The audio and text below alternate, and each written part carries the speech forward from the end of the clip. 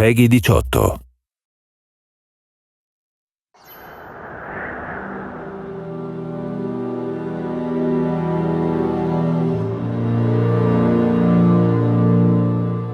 If we were to have a mission in the game space, it's that we want to bring the player to make them a participant in the narrative.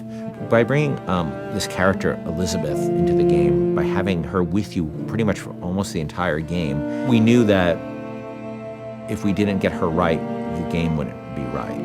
And she really is the emotional center of the game.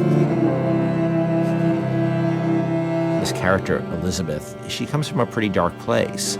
But she's also got an incredible amount of enthusiasm for life. And when we found Courtney, I think we found somebody who could do both. I don't dance. Come on, let's go. Why? What could be better than this? It's so complex. I mean, you're talking about really trying to bring forth all the complexities of human nature that impact us because you're having to use only your voice to convey your entire, the character and what you're trying to portray. You have to put your entire body into it. So there are times when I'm doing voiceover work and I'm literally drenched in sweat because my body is working so hard. Hey! Knock it off! Stop it! Will you stop it? I'm not here to hurt you. Who are you? My name is DeWitt. I'm a friend. I come to get you out of here. Get away!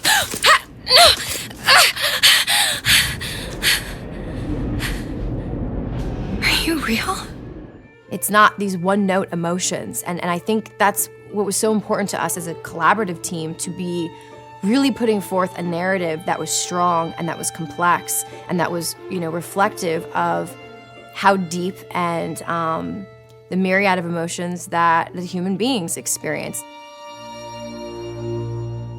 She really had a sense of telling a story and having a conversation with no words. If you're watching a silent film, you understand what's going on and you don't need words. We saw her and Sean's like, by the way, this is the girl. I'm like, oh yeah, that's the girl, absolutely. I had to really rely on my imagination and rely on what I was being told by, the director. Weird for me to see myself, literally, every movement that I did. Yeah. I mean, I see myself in it. I mean, it might not be my face, but the thing is she's actually in a world. When I did it, I was in an empty room. Yeah. They put me out into this giant sort of basketball court, it looked like, with stuff taped out on the floor that was sort of like the imaginary, world.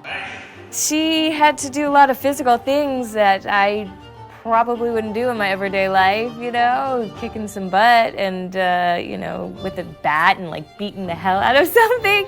It just started to feel like it was my voice, I just really started to connect with it physically, and this voice was all one. I don't understand, how could we get there?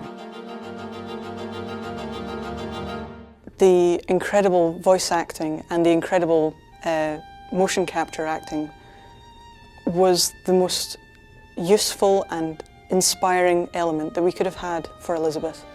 Liz will follow you around the world, and if you decide that you don't want to go where she thought you were heading, she can handle that really, really cleverly. She will stop if you stop. She will keep running if you decide that you're not interested in what you're doing here. She will be by your side no matter what you end up doing. The moment you come up against a character who's just sort of standing there, or behaves robotically, or behaves in a way that is so alien to what you'd expect out of a human being, you just shut them off. And you just say, oh, they're just a video game character. I don't need to worry about feeling anything about them. And so we tried a lot of things. We tried to make Liz have emotions so that she can react to things in the world and things that you do. For example, we might say that Liz will feel comfortable leaning against this wall, but she'll do so with her arms crossed. And she'll do so with her back slightly turned towards you. And that difference of just a few degrees is enough to make the player feel that they're really in the doghouse. You're going to see her all over the place. You're going to see her on giant billboards in, New York and LA, and you're going to see her on TV ads. I said, okay, well, if we're going to find a person to play Elizabeth, I think we already have that person. Еще один из самых первых вариантов Элизабет, я сказала, боже мой, это же я должна ее сделать. В один прекрасный день мне пришло сообщение на Facebook от Кена Левина о том, что у них есть ко мне предложение, от которого я не смогу отказаться. Просьба связаться по электронной почте. И, соответственно, вокруг меня все суетились, чего-то хотели. Потом сказали, так, все, начинаем работать. Посадили меня на стул, сказали, просто сиди, смотри прямо в одну точку. И опять начали вокруг меня бегать, снимая с меня скан лица. Я думаю, ну ладно, что, окей, хорошо. Я с этим справлюсь, а потом меня вдруг начали мучить, говорить, смейся, плачь, делай одухотворенное лицо, делай удивленное лицо. And all of a sudden we found this great character who existed in the space between the real world and the world of Bioshock Infinite. There was a moment where we had people coming up to us and saying, Liz is awesome. I have a story to tell you about. And it was, everybody had their own unique stories because she was just doing systemic things. They could do the same thing twice. I actually get people telling me things that there's no way I could know about. Like, say there's one of the combats kicking off and they're having this incredible moment where they're running around the place and smashing someone in the face and blowing someone else up with a shotgun, and they've suddenly, a huge big boss man comes up and they just go click. Oh no. And then suddenly from the side, Liz goes, Booker, over here! You press the button, she throws it, you grab it and just go boom! And they come up to me and go, and it was amazing! I was like, yeah, me and Liz, we're gonna kick ass, we're gonna, nothing we can't do. That's right. Even if we just break that barrier sometimes, where people feel she's a friend or somebody going through this experience with them, then that would be very exciting for me. I really hope people fall in love with her. I fell in love with her.